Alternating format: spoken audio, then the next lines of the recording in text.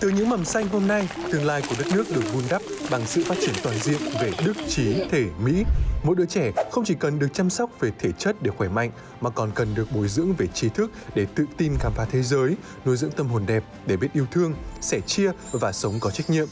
Trên hành trình ấy, việc phát hiện và ươm mầm năng khiếu từ sớm đóng vai trò đặc biệt quan trọng, bởi mỗi em nhỏ đều mang trong mình những khả năng riêng biệt, chờ được khơi mở và chắp cánh. Ngày nay, sự phát triển của trẻ em không còn là trách nhiệm của riêng gia đình hay nhà trường, mà đã trở thành mối quan tâm chung của toàn xã hội. Trong trường học, chương trình giáo dục phổ thông năm 2018 được triển khai với mục tiêu phát triển toàn diện phẩm chất,